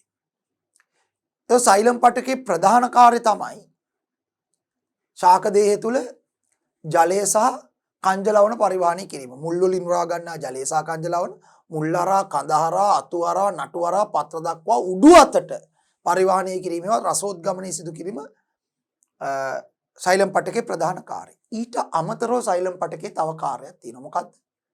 දැන් මං කිව්වා මේ සෛලම් පටකයේ තියෙන සෛලාකාර හතරෙන් තුනක්ම අජීවීනේ. වාහිනී එක සෛල අජීවී, වාහකාභ සෛල අජීවී, සෛලමී තත්ත්ව අජීවී, මෘදු ස්තර විතරයි සජීවී. දැන් මේ සෛලත් හට ගන්නකොට ඒ කියන්නේ සෛල විභාජනලා අලුතෙන් හට ගන්නකොට සජීවී තත්ත්වෙන් තමයි හටගන්නේ. ඒ සජීවී තත්ත්වෙන් හටගත්තට මේගොල්ලෝ අර කරන කාර්යයට හැඩ ගැහෙනකොට ඒ කියන්නේ පටකේට ඇවිල්ලා මෘදු වාහිනී එක සෛල වාහකාභ සෛලමී තන්තු සෛලම් පටකේ කරන කාර්යයට විභේදනය වෙන්න බෑ හැඩ ගැහෙන්න ඉපයි. ඒ හැඩ ගැහෙද්දි මොකද වෙන්නේ? මේගොල්ලන්ගේ සෛල බිත්තියේ දැන් සෙලියුලෝස් වලින් සෛල බිත්තිය හැදිලා තියෙන්නේ. මේගොල්ලන්ගේ සෛල බිත්තියේ තැම්පත් වෙනවා ලිග්නීන් කියලා ද්‍රව්‍යයක්. මොකද ඒ ද්‍රව්‍ය නම ලිග්නීන්. ලිග්නීන් කියලා කළු පාට ඝන ද්‍රව්‍යයක් මේගොල්ලන්ගේ සෛල බිත්තිය වල තැම්පත් වෙනවා. ලිග්නීන් තැම්පත් වුණාම හරි සෛල බිත්තියට කොන්ක්‍රීට් දැම්මා වගේ. ඉතාමත්ම ශක්තිමත් වෙනවා. සාමාන්‍යයෙන් දැන් මෙයාගේම වෙන්නේ නැහැ. හොඳයි. සෛලමීය මෘදු ස්තර වල සෛල බිත්තිය සෙලියුලෝස්. මේගොල්ලන්ගෙත් මුලදී සෙලියුලෝස් වලින් තමයි හටගෙන තියෙන්නේ. ඒ හටගෙන තියෙන කාලෙදී මේගොල්ලෝ සජීවී. වැඩේ කරන්න යනකොට වැඩි තමයි ජලය සහ කංජලවන පරිවාහනය. එතකොට සජීවී තත්ත්වෙන් ඉඳලා බෑ හිස් සෛල කුහර හදා ගන්න ඕන. අන්න එතකොට මේගොල්ලන්ගේ සෛල බිත්ති වල ලිග්නීන් කියලා ද්‍රව්‍යයක් තැම්පත් වෙනවා. ලිග්නීන් කියන්නේ කළු පාට ඝන ද්‍රව්‍යයක්. මේක ඉතාමත්ම ශක්තිමත් ද්‍රව්‍යයක්. මේක තැම්පත් වුණාම සෛල බිත්ති ඉතාමත්ම ශක්තිමත් වෙනවා. අර සෙලියුලෝස් සෛල බිත්ති වලට වඩා ගොඩාක් ශක්තිමත්. හරිද? ගොඩාක් ශක්තිමත් වෙනවා. හැබැයි තව දෙයක් වෙනවා. ලිග්නීන් වාතයට සහ ජලයට අපාරගම්‍යයි. ඒ කියන්නේ මොකක්ද? ලිග්නීන් නරා වාතය ගමන් කරන්නත් බෑ ජලය ගමන් කරන්නත් බෑ. ලිග්නීන් වාතයට සහ ජලයට අපාරගමයි. එතකොට මේ සෛලවල සෛල බිත්තියේ ලිග්නීන් තැම්පත් වෙලා සෛල බිත්ති ඝන වුණා වෙනකොට මේ සෛලවලට බාහිර පරිසරයත් එක්ක වාතය හුවමාරු කරගන්නත් බෑ ජලය හුවමාරු කරගන්නත් බෑ. දැන් ඔබ වහන්සේලා දන්නවා සෛලයක ජීව ක්‍රියාවන් සඳහා බාහිර පරිසරයත් එක්ක වායු හුවමාරු කිරීම අත්‍යවශ්‍යයි. සෛලයක ජීව ක්‍රියාවන් සිදු කිරීමේදී ජලය ගන්න ජලය එළියට දාන එක අත්‍යවශ්‍යයි. දැන් එකක්වත් කරගන්න බෑ. ජලය ගන්න බෑ, වාතය ගන්න බෑ, සමහර වායු පිට කරගන්න බෑ, ජලය පිට කරගන්න බෑ. සෛල අජීවී වෙනවා. ඒකයි මේ සෛල අජීවී වෙන්නේ. අජීවී වෙන්නේම ලිග්නින් තැම්පත් වුණාට පස්සේ. ඒතර ඇයි සර් ලිග්නින් තැම්පත් වෙන්නේ? ඊළඟ ප්‍රශ්නේ. මොකද මේගොල්ලෝ දැන් ඒ කාර්යය තමයි ජලය අරගෙන යන එක. ජලය යනකොට නලයක් දිගේ ජලය යනකොට ඒ ජලයේ විසින් නලයේ බිත්තිය මත තෙරපීමක් එවත් පීඩනයක් ඇති කරනවා. දැන් හිතන්නකෝ ගෙදර නැත්තම් විහාරස්ථානයේ වතුර යන බටයක්. ඒ බටේ ඇතුලෙන් වතුර පීඩනයක් යටතේ යනකොට ඒ ජලයේ විසින් ඒ බටේ බිත්තිය මත තෙරපීමක් ඇති කරනවා. ඒ පීඩනේ දරා ගන්න බැරි වෙන සමහර වෙලාවට බට පුපුරන වෙලාවල් තියෙනවා. දැන් සමහර රාත්‍රී කාලයේදී ඒ බට දිගේ වතුර එන පීඩනය වැඩි. මොකද 10 වලට උගක් මිනිස්සු වතුර පාවිච්චි කරාට රැයට උගක් මිනිස්සු නිින්දේ ඉන්න නිසා වතුර පාවිච්චි කරන්නේ නැහැ නේ වැඩි. ඒතකොට රැයට අර නල ඇතුලේ ගමන් කරන වතුර පීඩනය වැඩි. ඒ නිසා සමහර උදේ අපි නැගිටලා බලනකොට බට පුපුරලා. සමහර වෙලාවට. ඒ කියන්නේ ජලයේ නලයක් තුල ගමන් කරනකොට තෙරපීමක් ඇති වෙනවා. ඒ තෙරපීමට ඔරොත්තු දෙන තරමේ බිත්තියක් ඝනකම් බිත්තියක් ඒ නලයට තියෙන්න ඕනේ. නැත්තම් නලයේ බිත්තිය පුපුරනවා. එතකොට මේ සෙලියුලෝස් වලින් හැදුණු තුනී සෛල බිත්ති තියාගෙන මේ වැඩේ කරන්න බෑ. ජලයේ ඇතුලේ යනකොට ඇති කරන තෙරපීමට සෙලියුලෝස් සෛල බිත්තියට ඔරොත්තු දෙන්න බෑ. ඒ නිසා තමයි සෛල බිත්තිය ශක්තිමත් කරන්න කළු පාට ලිග්නින් කියන ද්‍රව්‍ය මේගොල්ලන්ගේ තැන්පත් වෙන. මොකද ප්‍රධාන වශයෙන් ජලය සහ කංජලවන පරිවාහනය කරන්නේ මේ දෙගොල්ලෝනේ. මෙයාගෙත් එම් වෙනවා. හරි ලිග්නින් තැන්පත් වෙන. ඒක සෛල බිත්තිය හරි අයියයි. හරි ශක්තිමත්. හරි ශක්තිමත්. හැබැයි වාතය සහ ජලය ගමන් කරන්න මේ කියන්නේ බිත්තිය හරහා ගමන් කරන්න බැරි නිසා සෛල අජීවී. ඒතකොට හිස් සෛල කුහරේ මැද හැදෙනවා. දෙපැත්තේ සෛල බිත්තිය හරි ශක්තිමත්. දැන් නලයේ වගේ තියෙනවා. දැන් යන ජලයේ මේ බිත්තියමත් තෙරපීමක් ඇති කරත් සෛල බිත්ති ශක්තිමත් නිසා පුපුරන්නේ අන්න ජලය සහ කංජලවණ ඉහළට යන්න පුළුවන්. ඒක නිසා තමයි මේ ලිග්නින් තැන්පත් වීම නිසා තමයි මේගොල්ලන්ගේ සෛල බිත්ති වල මේගොල්ලෝ අජීවී වෙලා තියෙන්නේ. ඒ වගේම සෛල බිත්ති ශක්තිමත් වෙලා තියෙන්නේ. දැන් සෛල බිත්ති ශක්තිමත් නිසා එතකොට සෛලම පටකයේ තියෙන සෛලාකාර හතරෙන් සෛලාකාර තුනකම සෛල බිත්තියේ ලිග්නින් තැන්පත් වෙලා ඉතාමත්ම ශක්තිමත් වෙලා තියෙන නිසා සමස්තයක් හැටියට ගත්තම සෛලම පටකේ ඉතාමත්ම ශක්තිමත් තද හයිය ඝනකම් පටකයක්. සෛලාකාර හතරෙන් මෘදුස්තරවල හැරෙන සෛල මෘදුස්තරවල හැරෙන අනික් සෛලාකාර තුනේම සෛල බිත්ති වල ලිග්නින් තැන්පත් වෙලා තියෙන නිසා සෛලම පටකේ ඉතාමත්ම ශක්තිමත් තද ඝනකම් හයිය පටකයක්. ඇත්තටම කියනවා නම් ගහක තියෙන ශක්තිමත්ම කොටස තමයි සෛලම් පටකේ. ගහක තියෙන ශක්තිමත්ම කොටස තමයි සෛලම් පටකේ. සාමාන්‍යයෙන් ගහක තියෙන ශක්තිමත්ම කොටස මොකද්ද? ගහක තියෙන ශක්තිමත්ම කොටස ලීය. ඇත්තටම ලීය කියලා කියන්නේ ගහේ සෛලම පටකේට. ලීය යනු ඕනම ගහක දැවය හේවත් ලීය යනු. දැන් කොස් ගහේ දැවය කොස් ලීය කියන්නේ කොස් ගහේ සෛලම් පටකේ. තේක්ක ගහ, බුරුත ගහ, නැදුම් ගහ විතරක් නෙමෙයි අඹ ගහේ, දෙල් ගහේ හරි ඕනම ගහක මැද කඳේ මැද මුලේ මැද තියෙන ලීය හේවත් දැවේ කියන්නේ ශෛලම පටකේ. ශෛලම පටකේ. ශෛලම පටකේ ඉතා ශක්තිමත්. ශක්තිමත් නිසා සෛලම පටකෙන් ජලය සහ කංජලවණ උඩු අතර පරිවාහනය කිරීමට අමතරව ඒ කියන්නේ රසෝද්ගමනය තමයි ප්‍රධාන කාර්යය. ඊට අමතරව ශාකයට ඍජුභාවයක් හෙවත් ශක්තිමත් භාවයක් හෙවත් සන්ධාරණයක් ලබා දෙන. ඒ කියන්නේ ගහ කෙලින් තියාගන්න. සෛලම් පටකේ වැදගත් වෙනවා. දැන් අපි දන්නවා දැන් කෙසෙල් ගහට සෛලම් පටකයක් නැහැ. ඍජු ප්‍රබල සෛලම් පටකයක් නැහැ. ඒ නිසා කෙසෙල් ගහට වතුර නැති වුණොත් එම් මැල වෙනවා. කූඩලු ගහට සෛලම් පටකයක් නැහැ. දැන් කූඩලු ගහේ කඳේ මැද ලීයක් තියෙනවද? කූඩලු ලී වලින් අපි ගෘහ භාණ්ඩ හදලා තියෙනවද? නැහැ. එහෙම නැහැ. කුප්පමේනියා වල නැහැ. ඒ නිසා එවැනි ගස් වලට හබරල වලට නැහැ. සෛලම් පටකයක් කියන්නේ ප්‍රබල සෛලම් පටකයක් නැහැ. ඒ නිසා ඒ වගේ ගස් වතුර දැම්මේ නැත්නම් දවස් දෙක තුනක් යනකොට මැල වෙනවා. උන් කඳ කෙලින් තියාගන්න බෑ. හැබැයි අඹ ගහකට සතියක් වතුර දැම්මේ නැහැ කියලා අඹ ගහේ කඳ මැල වෙනවද? සතියක් නෙමෙයි අවුරුද්දක් වතුර නැතුව හිටියත් මුළු ගහම මැරලා ගියත් කඳ කෙලින් තියෙනවනේ. අපි තුමු මුළු අවුරුද්දෙම වතුර නැතිලා ගහ මැලා අඹ ගහ. හැබැයි කඳ කෙලින්නේ. දැන් කොස් ගස් වල අතු ඔක්කොම කපලා දාන. ගහ මැරිලා. මේ කඳ කෙලින් තියෙනවා. ඒ මොකද අර සෛලම පටකේ මැද ඉතුරු වෙලා තියෙන නිසා කඳට ඍජු භාවයක් ඒවා ශක්තිමත් භාවයක් එනවා. අපි ඒක ලස්සන වචනයකින් කියනවා සන්ධාරණයක් ලැබෙනවා. ඒ නිසා සෛලම පටකය අදාළ ශාකයට ඍජු භාවයක් ඒවා ශක්තිමත් භාවයක් ඒවා සන්ධාරණයක් ලබා දීම සඳහා වැදගත් වෙනවා. එහෙනම් සෛලම් පටකේ ප්‍රධාන කාර්යය තමයි මුල් වලින් උරාගත්තු ජලය සහ කංජලාවන ශාක දේහ තුල උඩු අතර පරිවහණය කිරීමේවත් රසෝද්ගමනය සිදු කිරීම. ඊට අමතරව සෛලම් පටකේ ශක්තිමත් පටකයක් නිසා අදාළ ශාක දේහයට ශක්තිමත් භාවයක් එවත් දෘঢ় භාවයක් එවත් ලස්සන වචනේ කියනවා නම් සන්ධාරණයක් ලබා දෙන්න වැදගත් වෙනවා. සන්ධාරණයක් ලබා දෙන්න වැදගත් වෙනවා සෛලම් පටකේ. හරි. හරි. එහෙනම් බලමු. සෛලම වාහිනියේ ඒකක තන්තුවා වාකාබ අජීවී සෛල වේ. මේ තුන අජීවී. සෛලම වාහිනිය හා වාකාබ ජල පරිවහන ප්‍රධාන වශයෙන් දායක වෙන්නේ මේ දෙන්න. සෛලමේ මෘදුස්තර තුනී සෛල බිත්තියක් සහිත සජීවී සෛල වේ. හරි. සෛලම පටකේ කෘත්‍යය. ඒතර දැන් මම කිව්වා කෘත්‍ය කියන්නේ කාර්යය. මොකද්ද කාර්යය?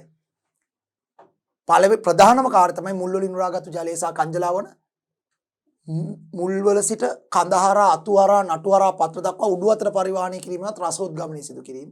ඊට අමතරව සෛලම් පටකේ ඉතා ශක්තිමත් පටකයක් නිසා එහි තියෙන ප්‍රධාන සෛලාකාර හතරේ සෛලාකාර තුනකම ලිග්නින් තැන්පත් වෙලා සෛල බිත්ති ශක්තිමත් වෙලා තියෙන නිසා ශක්තිමත් පටකයක් නිසා අදාළ ශාක දෙයට ඍජු භාවයක් එවත් දෘঢ় භාවයක් එවත් සන්ධාරණයක් ලබා දෙන්න සෛලම් පටකේ වැදගත් වෙනවා. ශාක මුල් මගින් අවශෝෂණය කරගත් කංජලවන සහිත ජලය ශාක දෙය පුරා පරිවහණය කරන්නේ සෛලම් පටකේ. අපි ඒකට තනි නමක් කියනවා රසෝද්ගමනය, ශාකයේ සන්ධාරණයේ සැපීම, දෘঢ় භාවයක් සැපීම. ඒතර ඔය තමයි සෛලම පටකය. ඔන්න එහෙමනම් අපි ශාක දෙහි තියෙන ප්‍රධාන පටකාකාර අපි කතා කරන පටකාකාර තුනෙන් පටකාකාර දෙකක් ගැන කතා කරා. මෘදුස්තර පටකයක සරල පටකයක්. ඒකේ තියෙන සෛල ඔක්කොම එක වගේ. අපි ඒකේ ලක්ෂණ විශේෂයෙන් මේ පටකයේ සෛල වල ලක්ෂණ මතක තියාගන්න ඕනේ. සෛලම පටකය සංකීර්ණ පටකයක්. ඒකේ සෛලාකාර හතරක් තියෙනවා. කාර්ය මොකක්ද කියලා අපි ඉගෙන ගත්තා. ඒ කාර්ය කරන්න තියෙන සෛලාකාර හතර අපි ඉගෙන ගත්තා. ඉතින් පටකයක් කියන්නේ මොකක්ද කියලා අපි ගත්තා. සෛලය තමයි ජීවයේ සරලතම සංවිධාන මට්ටම. ජීවීන්ගේ මූලික ව්‍යුහමය සහ කෘත්‍යමය ඒකකයේ සෛලය. ඒ තමයි ජීවයේ සරලතම සංවිධාන මට්ටම. ඊට වඩා ටිකක් සංකීර්ණතාවයේ වැඩි සංවිධාන මට්ටමක් තමයි පටකය. පටක තියෙන්නේ බහුසෛලික ජීවීන්ගේ විතරයි. අපි අර්ථ දක්ව ගත්ත පටකයක් කියන්නේ මොකද්ද කියලා. බහුසෛලික ජීවී දේහයේ තිබෙන පොදු සම්භවයක් දරන යම් නිශ්චිත කාර්යයක් ඉටු කිරීම සඳහා විභේදනීය වූ සෛල සමූහයක් අපි කව පටකයක් කියලා. ඒතර පටකයක සෛල ගොඩක් තියෙනවා. හැබැයි මේ පටකයේ සෛල යම් නිශ්චිත කාර්යයක් ඉටු කිරීම සඳහා විභේදනය වෙලා තියෙනවා. එකම ආකාරයට විභේදනය වෙන්නත් පුළුවන් මෘදුස්තර සෛල වගේ. එකිනෙකට වෙනස් ආකාරවලට විභේදනය වෙන්නත් පුළුවන් සෛලම් පටකයේ වගේ. කෙසේ වෙතත් ඒ කාර්යයට විභේදනය වෙලා තියෙනවා. ඒ වගේම ඒ පටකයේ සෛල වලට පොදු සම්භාවයක් තියෙනවා. පොදු සම්භාවයක් දරන යම් නිශ්චිත කාර්යයක් ඉටු කිරීම සඳහා විභේදනය වූ බහුසෛලික ජීවී දේහයේ තියෙන සෛල සමූහයක් පටකයක්. ශාක දේහ තුල තියෙන පටක ශාක පටක, සත්ව දේහ තුල තියෙන පටක සත්ව පටක. අපි ශාක පටකයි කතා කරමින් ඉන්නේ. ඒ අතර මෘදුස්තර පටකේ කතා කරා, සෛලම් පටකේ කතා කරා. අපිට තව එක ශාක පටකයක් ගැන ඉගෙන ගන්න තියෙනවා. ඒ ෆ්ලෝයම් පටකේ. ඒ ෆ්ලෝයම් පටකේ කතා කරලා ඊළඟට සත්ව පටක කීපයක් ගැන කතා කරලා මේ සෛලයට වඩා සංකීර්ණතාවයෙන් වැඩි සංවිධාන මට්ටම පටකේ කියන කොටස අවසානයක් කරලා මම බලාපොරොත්තු වෙනවා අපේ පාඩමේ ඊළඟ කොටසේ. ඒතර ඒ ඊළඟ කොටසේදී ෆ්ලෝයම පටකේ කියන අවසාන ශාක පටක වර්ගය අපි ඉගෙන ගන්න පටක වර්ගය කතා කරනවා.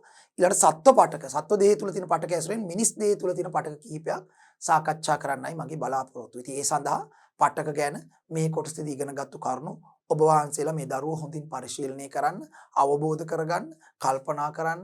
හරි ගැටලු තියෙනවා නම් ඒවා තමන්ගේ මිතුරන් සමග සාකච්ඡා කරන්න. සාකච්ඡා කරලා හොඳින් මේ කොටස් අවබෝධ කරගෙන අපි ඊළඟ කොටසේදී මුණ ගැහෙන්න බලාපොරොත්තු වෙනවා. ෆ්ලෝයම පටකේ සහ සත්ත්ව මිනිස් දේහ ඇතුලේ තියෙන සත්ත්ව පටක කීපයක් සාකච්ඡා කිරීමට. හොඳයි එහෙමනම් මේ කොටසෙන් අපි සමුගන්නවා. නැවත ඊළඟ කොටසේදී හමු වෙමි බලාපොරොත්තු ඇතුව. සියලු දෙනාට තෙරුවන් සරණයි. සප්පදානං ධම්මදානං ජිනාති.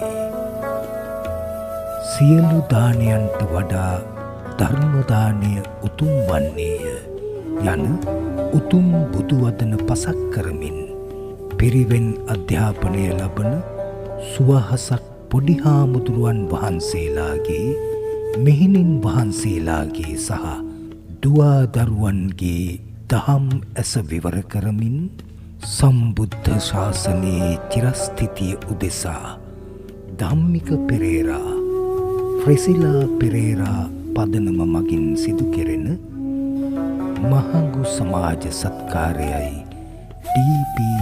පිරිවෙන් අධ්‍යාපනය.